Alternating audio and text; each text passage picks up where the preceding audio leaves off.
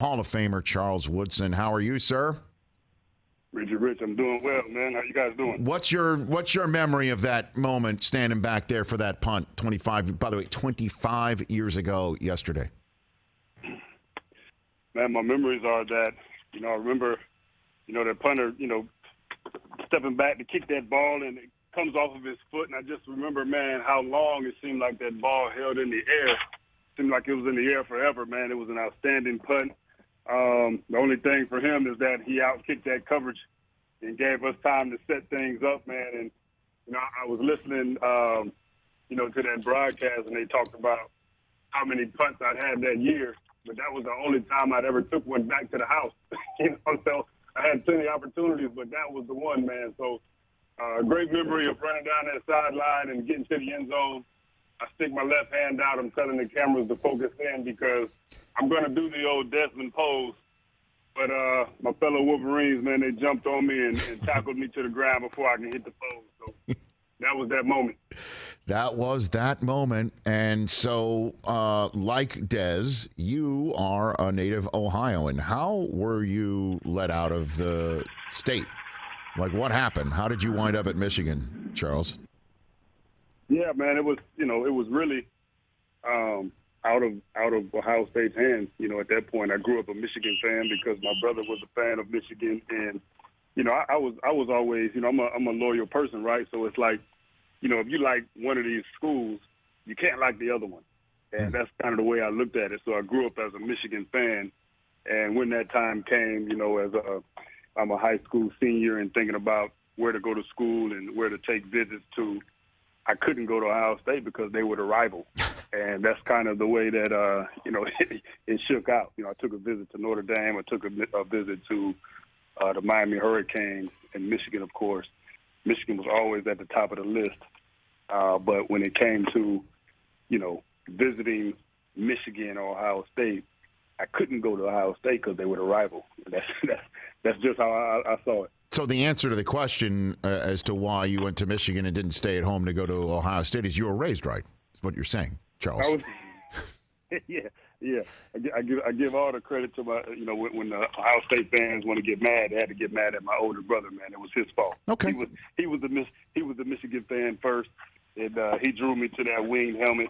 And I never let it go. You would just come from great stock. That's all it is. So that's all it is. I love it. Where are you? Where are you? Did I hear a whistle? Are you at a practice? What's going on? No, man. I'm in Lake Nona here in Orlando, Florida. I'm on the golf course. I just parred a par 5. Hey. So feeling real good about myself right now. Okay, I appreciate that, and I appreciate you taking time away from a quality round of golf to chop it up with this show for a bit. Anytime I get to spend with my main man, Rich Eisen, man, I'm about it. I love it, and I feel the same way about you, Charles Woodson. As you know, you had me at Hello all those years ago, and I just love the fact that we can talk on a week like this. How do you see Michigan-Ohio State with both teams undefeated coming into this game, first time in well over a decade since that's happened? How do you see it playing out on Saturday, Charles? Well, first of all, man, what an atmosphere it's going to be, down there in Columbus in the shoe. This long-standing rivalry against these two great teams coming in the right way. Both teams coming in, undefeated. Michigan, they squeaked by Illinois last week. Ohio State, they had their hands full with Maryland. But this week, you throw all of that stuff out the window. It really doesn't matter. It's about this game.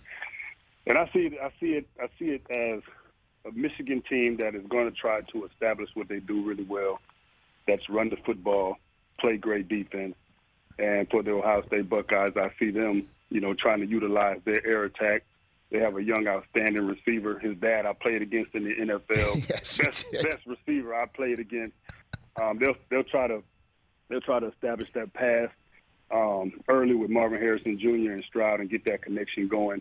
But you know what? They have been trying to run the ball a little bit more lately the last few weeks. So I see them try to hand at the young freshman. I think he'll be starting this game and try to get their little run game going as well. But I think it's going to be a tight ball game. I think it'll be low 20s.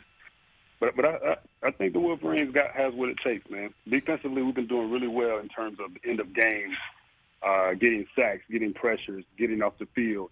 And I think it'll come down to that at the end of the game, Michigan's defense on the field having to make a big stop to secure a victory. Well, obviously, Corum potentially being in the role of Hassan Haskins is something that one would think, and just trying to compare to last year's game, would have to happen, right? Something from him, and he comes in banged up. I mean, what a scare last week against Illinois. And then clearly somebody, collectively playing the roles of Hutchinson and Ajabo to get Stroud off the spot. The question I have is what you point out with Marvin Harrison Jr. I mean, that kid is out of his skull. I mean, the fact that Smith-Njigba, the kid who lit up the Rose Bowl last year, isn't their number one receiver, is unreal. I mean, how good is this kid? And I'd love for you to give me your best Marvin Harrison Sr. story covering him too in your answer, if you don't mind, sir. Go for it. Yeah, well, if you look at Marvin Harrison Jr.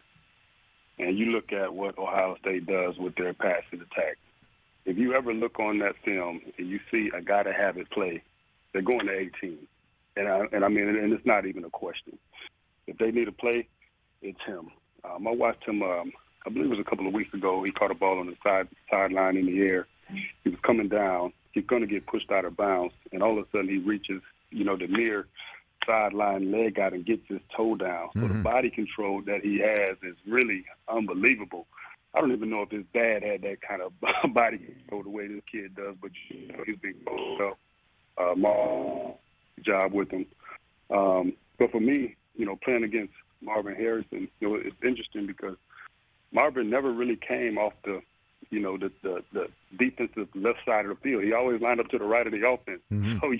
So you would think you would have a bead on everything he was trying to do. But to me, I played him when I was just coming out of college, young player, and I thought he was a total package: speed, great hands, quickness. He ran great routes, and it was always a challenge for me as a young player going up against Marvin Harrison. He never said anything either, right? He never opened his mouth. No, he didn't talk. He didn't say a word, man. He just let his feet and hands do the talking. I bet. So it basically comes down to, you think, Michigan's ability to run the ball, control the offense, keep Stroud as cold as possible, just like last year, and see what happens. Well, I think, Rich, we'll try to establish a run. That's who we are at our core. Right. But to me, the most important aspect of this Michigan football team on Saturday is going to be J.J. McCarthy. That's what's going to be the difference for us. Last week's game, I didn't, he didn't play a very good game. Missed some wide open throws. Missed a tight end in the end zone, and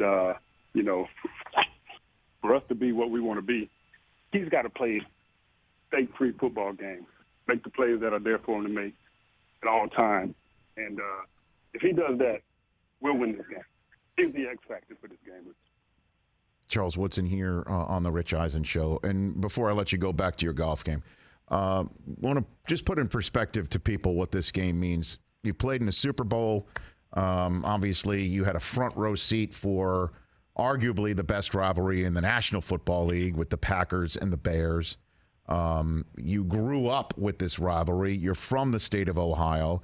You are a guy who I assume that you haven't bought a meal in the state of Michigan for almost 3 decades, and your bust resides in your home state of Ohio in the Pro Football Hall of Fame. Put in perspective what this rivalry game, Michigan-Ohio State, means, Charles.